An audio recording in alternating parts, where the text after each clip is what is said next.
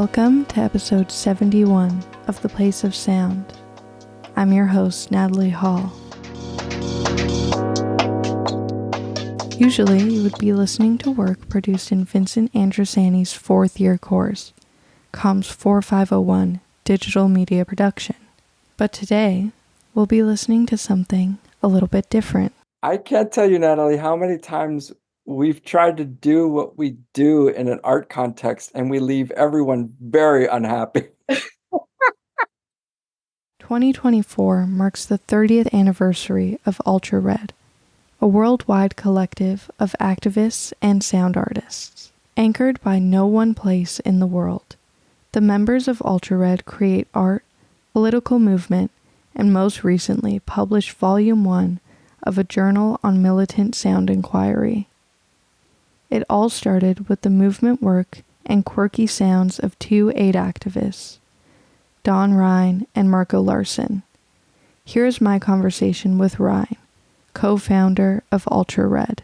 So the first time we performed under the name Ultra Red, it was in May of 1994. There's a very large building downtown that used to be referred to as the Bingo Building, but now it's a part of the Brewery Arts Complex. It's a very large, early 20th century building that was originally built as an electrical plant and then was purchased by a brewery company, and it remained that way. I think it's like 60s or 70s. It has a really tall smokestack. Before it was turned into a giant gym complex for yuppies, it was empty, and it was used primarily for film shoots and for sort of quirky art events. In May of 94, it was a large art show put on by FAR Bazaar. So FAR stood for Foundation for Art Resources. This is before Los Angeles had a kind of overdeveloped commercial art scene. It had an art scene, but it was pretty much relegated to certain parts of the city. And so if you were a student, if you were an artist, you were dependent upon these artist-run spaces and artist-run curatorial projects. That was fairly common in a lot of cities, right? I know it was the same in Toronto. And so there was this large event with many, many artists involved. Marco and I gave a performance, and it was like I said, it was our first as Ultra Red. So we wore skin-tight costumes that were silver, kind of made us look like aliens. And then we had really tall hats that looked like oil derricks. And then Marco stood on a platform with all of his keyboards, and I climbed to the very top. Again, this is inside the hall. So about 3 stories up. And I had my microphone with me. And then I was just, doing my Dimanda Gallas impersonation, I think. And then Marco was processing my voice. It only lasted for like 15 minutes. It was over very quickly. And I don't know if anyone was there to hear it. I don't remember. But yeah, that was our very noble christening. That was in 1994, like you said. And by this point, Ultra Red is pretty well known as a sound collective, specifically sound creation or sound activism. I'm just wondering if that was always the intent and why Ultra Red chose sound. Both Marco and I had a kind of history of doing kind of weird electronic music performances and such. At the time, in the late 80s and early 90s, both of us, but I in particular, were involved in ACT UP. So ACT UP, AIDS Coalition to Unleash Power. This was a kind of international movement of AIDS activists to resist the way that the government and various institutions in society were stigmatizing people with HIV and AIDS, largely then justified from the position of the state and the church and so forth as like getting rid of the gays, basically. And so this was a movement that emerged in the late 80s. Instead of just providing services, instead of just providing community care, this was about direct action to try to get the government and its and institutions to respond to the AIDS crisis in a different way than they were, or in the way that they were ignoring it. And so by 1994, Both of us were involved in the Needle Exchange program here in LA, which started as a committee within ACT UP Los Angeles. So we were involved in the Needle Exchange, going out every week with syringes to, at that point, we were doing obviously an exchange as opposed to straight distribution. It was a way to sort of get people to have access to injection drug use equipment to reduce the risk of transmission around HIV, hepatitis, TB, and so forth. That was all illegal. So it was illegal for us to do that. So in order to protect ourselves from possible arrest, we documented the exchange. Today you have your phone and you just, you record from your phone, and we didn't have phones, so we had very large video cameras that were not going to be practical, because once people saw us showing up with large video cameras, it would have intimidated people. So we just started making these audio recordings. We just started recording by audio the exchange here in Hollywood. We would interview people, we would just capture the sounds of the street and so forth. At the same time that this was happening, like 2 blocks away, Marco and I had a nightclub that was every Friday night, like a chill out room. And so we were DJing, not really electronic music you can dance to, not aggressive, but just like chill out music. And we were mixing into the sets the recordings that we had made from the Needle Exchange.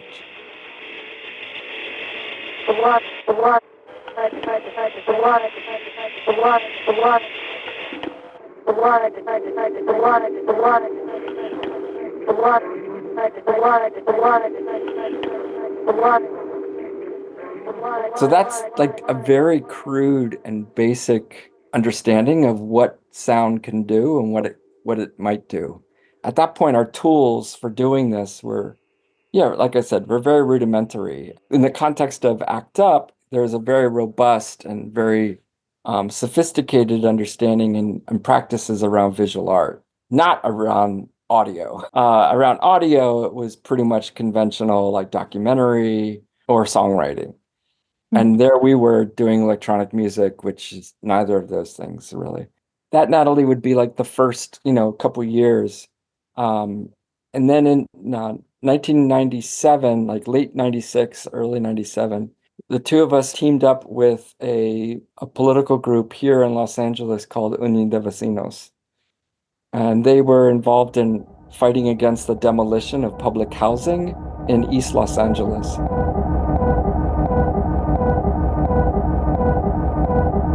A ver, muchachos. And we reached out to them because we had been doing some exploring and talking to people about who was fighting against gentrification in the city of LA. Because at that time, we sort of shifted from the Needle Exchange to documenting the policing of gay sex in public parks. And we were very much under the understanding that the reason why the police were so aggressive in arresting guys in the park was because they were trying to clear out the park to make it safe for developers, real estate people, and so forth. So this question about gentrification and urban overdevelopment and this sort of stuff we were interested in. So that's how we met this group, Unión de Vecinos. And so through conversations with them, we kind of got exposed to a different kind of politics, and particularly a different kind of cultural politics that wasn't necessarily about representing, that wasn't necessarily about, communicating a demand. All those things are important, but their practice was based in popular education. So that was actually the basis of their politics, which is, how do you develop leadership amongst poor folks?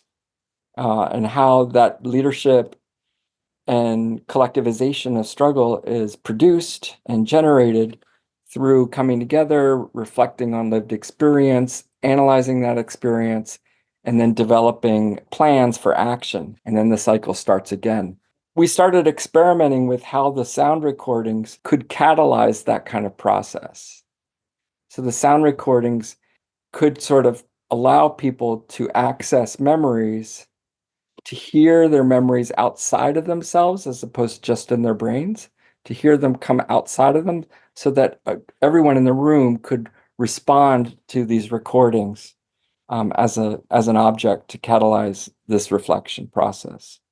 So that really started a very long rethinking of what we do, where sound is now not just an artistic material. So sound is now a practice of collective reflection and collectivization around struggle. And it also kind of now serves as an archive. The changes in the city have been documented via sound.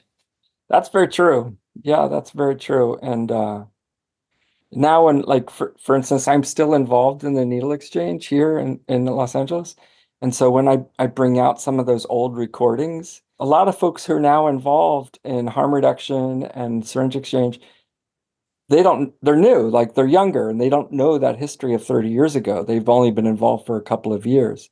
And so playing a recording of someone getting arrested for handing out syringes generates an enormous amount of, back and forth about, is that something that's so long ago or is that something that's somehow now?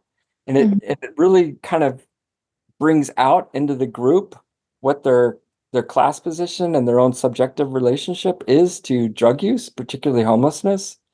Some would say, oh, that's in the past, that's 30 years ago.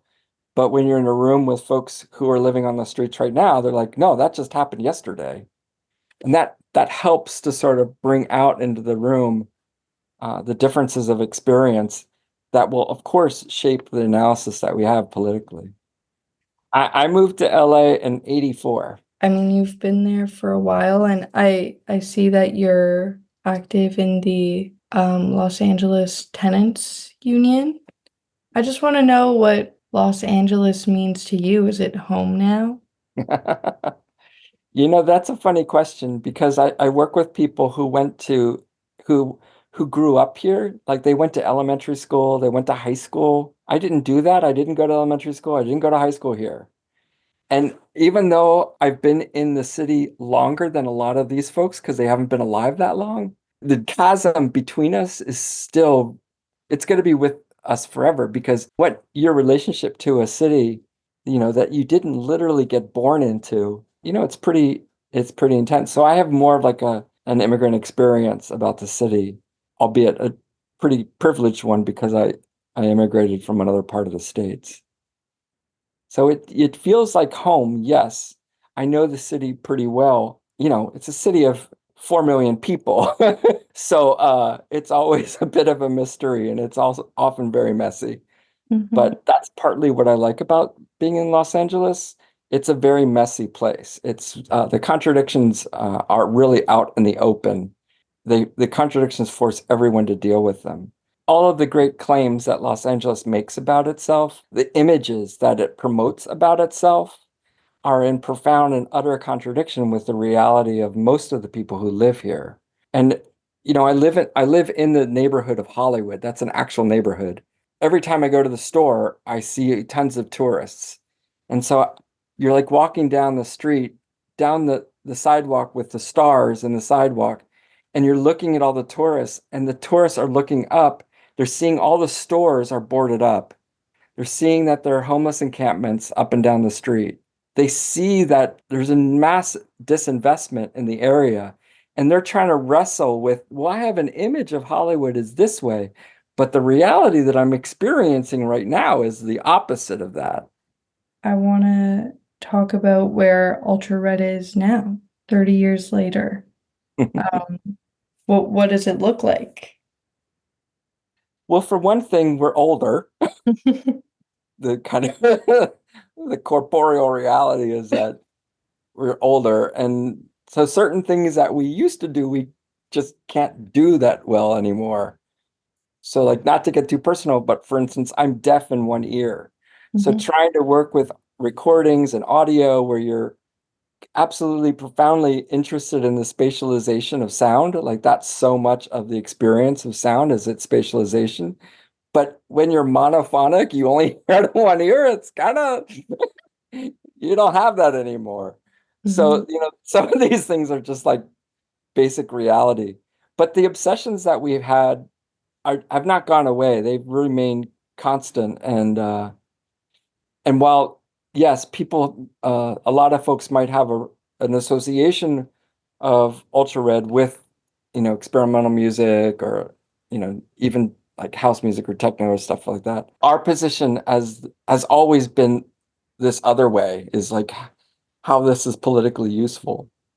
At some point, the production of albums and the production of commercial music gets in the way of being able to have a conversation about the politics, because the album can largely only serve as a representation of the politics and not the actual politics. And while a representation of politics is important and necessary, uh, that's just not where we come from, because we all have lifelong commitments to to political struggles. Uh, as opposed to a kind of like, the artist, look, here's the artist going out with the poor people kind of thing. That's never been really interesting to us. So, because of all that, like as we've gotten older, uh, we've kind of asked ourselves, what are the things that we've learned that might be useful to communicate? I mean, it's a classic sort of old person question. What have I learned and what do I want to pass on? That kind of thing. And so then what's the form for that? Is the form for that more albums? Is the form for that a tour of performances? What's the form for that? And we had a discussion, and we felt, given who we are and where we are and how we're spread across the globe, that the form would be a journal. So we've done this thing that we have done regularly, where we've kind of changed what we do. So now we're in the process of producing a journal. So the first issue should come out later this summer. And we're working with a Finnish publisher, Rob Press. They're really awesome people. Yeah, the journal is called Ultra Red, and then it's a journal of militant sound inquiry. And so for us, this is a way to sort of acknowledge where we come from, but also to situate where we come from within the traditions and the problematics of popular education. We want to talk to people who have that kind of history as well, who have had an influence or impact on us and on the way we do politics. That's the project right now, is this journal. And I'm very excited to share it with people, because it's been a huge part of my life for the last 2 years. So I recently got this. oh yeah, wow, okay. I think it's from 2008, but it's also 10 preliminary theses on militant sound investigation.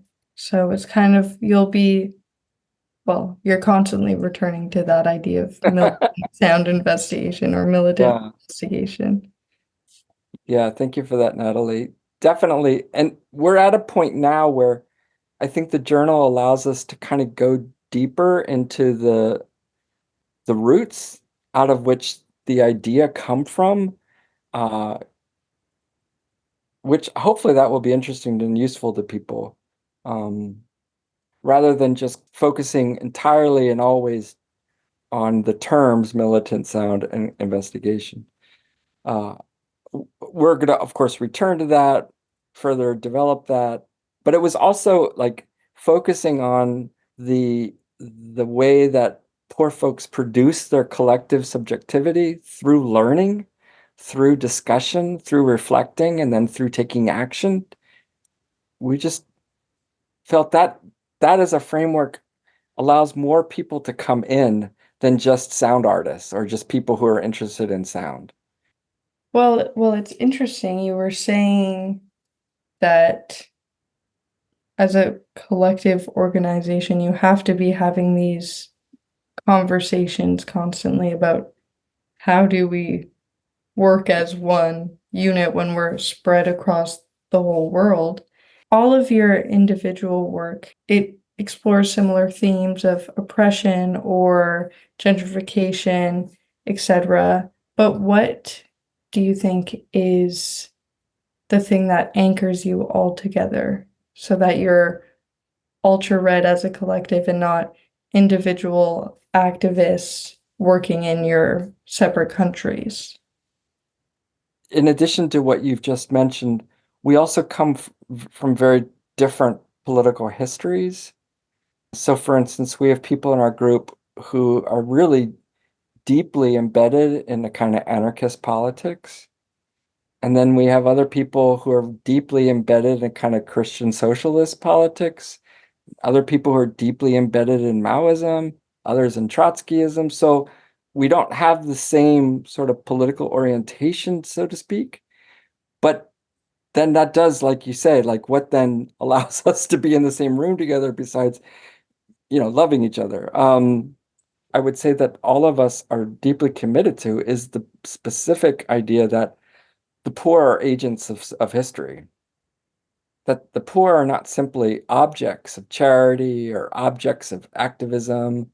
The poor aren't just objects of policy, that the poor have incredible knowledge that's been produced through struggle. And the role of the political movement is so that folks realize or can build on the reality that they're not struggling alone. So that deeply brings all of us together in very animated ways. Again, the contexts are going to be very different from folks who are working, say, in the house ballroom scene in New York, or the tenant movement out here, and harm reduction. The contexts are going to be different, but this problematic of how a cultural practice can actually facilitate and contribute to movement building, specifically of poor folks, is very much what motivates us and brings us all together.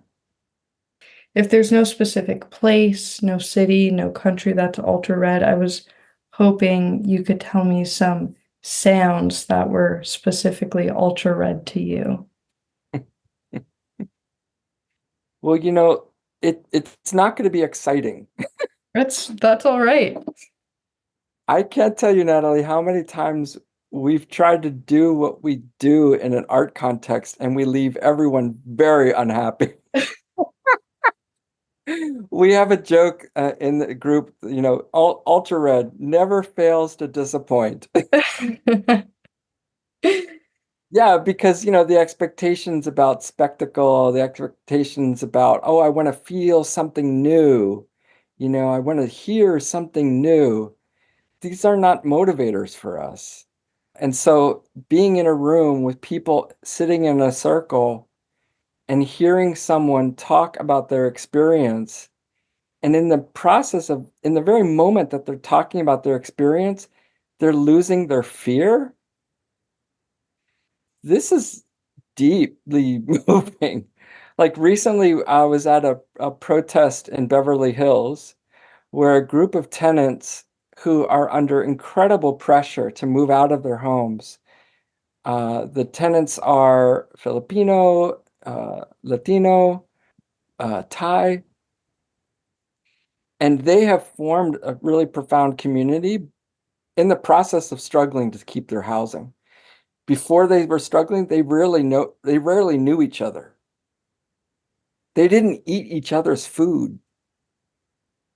But through this, they have actually learned to really value and appreciate what each person brings: language, culture, lived history. The fact that some of the people in the building are actually transgender. It's like that has now become what they refer to as the community.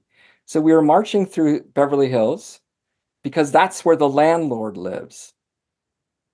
And it is just like you would imagine it to be. We had to walk up a hill because he has a massive mansion. The police kept yelling at us to move to the sidewalk, move to the sidewalk. And our people have learned a long time ago, you don't move to the sidewalk. And so having a large contingent of folks, many of us are with canes, many of us have children, babies, and we don't go to the sidewalk. And when the cops realize, I mean, they get very like confused, like, wait, they're not going to the sidewalk. What do we do? Eventually, they have to make a choice. They're either going to arrest the babies or they're going to escort us. And so the cops escorted us. Now, you can imagine for this group of tenants who have been under enormous violence and enormous pressures to leave their homes, to see the impact that they're having by staying in the street. They have forced the cops to provide an escort. So when they get to the owner's home, they start giving testimony into the bullhorn. They start giving prayers. They start chanting. And you start to hear what it sounds like to lose your fear. This is just, to me, the most remarkable sound I could possibly imagine, is being in a room of people who are under enormous repression and come to that place where they can speak publicly with comrades without fear. I would say that's my favorite sound. In the past year, I've been to or sat in the room of 22 funerals or memorial services of people that I've known or have been affiliated with.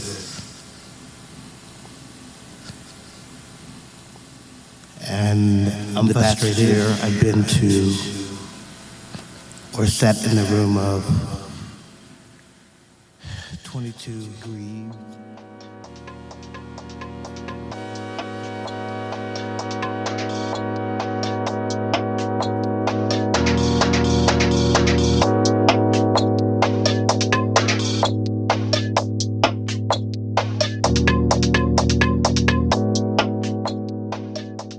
Once again, I want to say a huge thank you to Don Rhine for joining us. And if you want to support their new publication, you can buy the first volume of A Journal of Militant Sound Inquiry at www.rabrab.net/shop. And you can contribute to their GoFundMe, where they are trying to raise $10,000 to support the journal's editorial work, which has been completely self-funded for 3 years now. Also, a few quick notes before we sign off. If you're interested in checking out more, have a look at theplaceofsound.ca, where you're able to hear this audio work and some of the original photos and writing that go along with the audio. Visit us at Instagram at theplaceofsound. And lastly, under the listen link on our website, you're able to access the show's archives and listen back to any episodes of the show you'd like to hear. But if you're all caught up, keep your ear out for upcoming episodes of the show, which air on CKCU Radio every other Monday at 6:30 p.m. and are available wherever you get your podcasts. Until next time, thank you for listening to The Place of Sound.